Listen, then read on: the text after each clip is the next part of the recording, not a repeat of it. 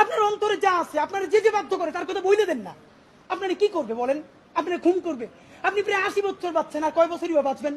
আপনাকে যদি হত্যা করা হয়, কিন্তু সেই রক্তের বিনিময়ে যদি আপনি শহীদদের রক্তের বিনিময়ে নতুন বাংলাদেশ গড়ে যেতে পারেন, আগামী 1000 বছর বাংলাদেশের মানুষ নামাজে প্রার্থনায় আপনার জন্য শুধু দোয়া করবে। প্রধান উপদেষ্টা, আপনাকে বলি, আপনার উপদেষ্টারা সারাক্ষণ জুজুর ভয় দেখায় না? আপনারে বলি, একটু কান দিয়ে শুনেন। যদি ওয়াকার সাহেবের এবং আর্মি জেনারেলদের সাহস থাকে, আই রিপিট, সাহস থাকে, একটা কুক ওইতে দেখাইতে বলেন। ঠিক ভাইরা, ব্যাপারটা এমন না। লিথাল উইপেন যখন চলে, তখন পুলিশের উইপন আর আর্মির উইপেনের পার্থক্য থাকে না, প্রত্যেকটাই জীবন কাইরে নেয়। এই মাত্র একটা বছর আগে আমাদের হাজারো হাজারো শহীদ, যেই গুলিতে শহীদ হয়েছে, এর চেয়ে দামি গুলি তো আর্মি আমাদের উপরে ব্যবহার করতে পারবে না। আপনি মনে রাখেন, এই ওয়াকার সাহেব অথবা আর্মি যদি কোনো কু করার চেষ্টা করে, জনগণ গিয়া ক্যান্টনমেন্টের ইট খুঁজে নিয়ে আসবে। ইট, একটা ইট ক্যান্টনমেন্টে আস্থা থাকবে না। আপনি যাইকে রাখেন। আপনি কারে ডরান? আপনি ভোট নেন। মিনিমাম 100 রিক্সাওয়ালার সাথে কথা বলেছি গতকাল পর্যন্ত, প্রত্যেকে বলে এই উপদেষ্টাদেরকে তারা বিশ্বাস করে না, কিন্তু ইনুস বেড়া ভালো। এর মানে সারা বাংলাদেশের জুলাই যোদ্ধারা, জুলাইয়ের পক্ষের শক্তিরা আপনার মুখটা দেখা এখন পর্যন্ত এই সরকারের একটা হাত ধরে রাখছে।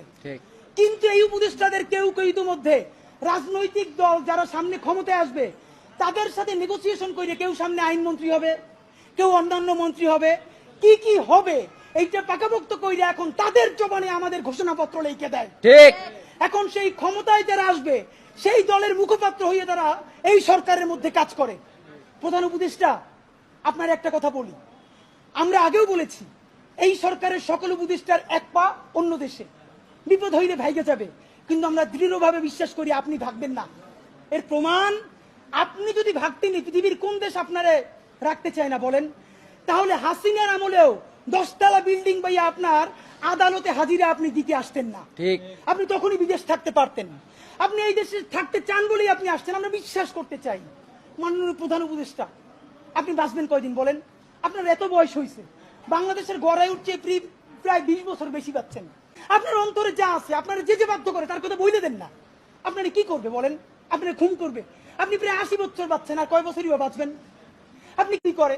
আপনাকে যদি হত্যা করা হয়, কিন্তু সেই রক্তের বিনিময়ে যদি আপনি শহীদদের রক্তের বিনিময়ে নতুন বাংলাদেশ গড়ে যেতে পারেন, আগামী 1000 বছর বাংলাদেশের মানুষ নামাজে প্রার্থনায় আপনার জন্য শুধু দোয়া করবে। ঠিক।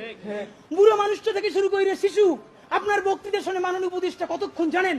যতক্ষণ আপনি জুলাইয়ের জবানে কথা বলেন। কিন্তু যেই রাজনৈতিক দলের কাছে কোন ধরনের সংস্কার ছাড়া আপনি নির্বাচনের কথা বলতেছেন, আপনি কি কি বলছেন আপনার একটু পইয়া শুনাই। আপনার ঘোষণাপত্র থেকে অল্প কয়েক জায়গা মার্ক করে নিয়ে আসছি মাননীয় প্রধান উপদেষ্টা। আপনি বলছেন যে সামনের নির্বাচনে, এবারের নির্বাচন যেন আনন্দ উৎসবের দিক থেকে, শান্তি শৃঙ্খলার দিক থেকে, ভোটার উপস্থিতির দিক থেকে, সৌহার্দ্য আন্তরিকতার দিক থেকে দেশের ইতিহাসে স্মরণীয় হয়ে থাকে, এই সকল আয়োজন করা হবে। মাননীয় প্রধান উপদেষ্টা, 6 মাস বাকি আছে। এই 6 মাসের মধ্যে আপনি এই উদযাপন কেমনে করবেন? নির্বাচন শুরু হইতে পারে না, এর মধ্যে মানুষকে হত্যা করতেছে রাজনৈতিক দল একটা আরেকটারে। তাহলে এই আমলা, এই পুলিশ, যেই পুলিশ রাজনৈতিক দলের ছত্রছায়া আবার হত্যাকাণ্ড ঘটাবে, আপনি দাঁড়িয়ে দিয়ে কেমনে পারবেন? প্লিজ, আপনার এই বৃদ্ধ কাঁধে রাজনৈতিক দলগুলোর বন্দুককে রাখতে দিয়েন না। আপনি না পারলে কুইট করেন, ওরা নিজেরা বুঝে খাক। কিন্তু রাজনৈতিক দলের একমাত্র মুখপাত্র হইয়া বাংলাদেশের মুখপাত্র থেকে আপনি বিদায় নিয়েন না। আপনি নির্বাচনের কথা বলছেন, আমরা খুশি হয়েছি, কিন্তু ইতিহাসের স্মরণীয় নির্বাচন করার রোডম্যাপ কোথায়? বাংলাদেশের রাজনৈতিক দলগুলো আপনার সাথে মিটিং করে সামনে এসে বলে আমরা নির্বাচনের রোডম্যাপ দেখি নাই, আমরা হতাশ।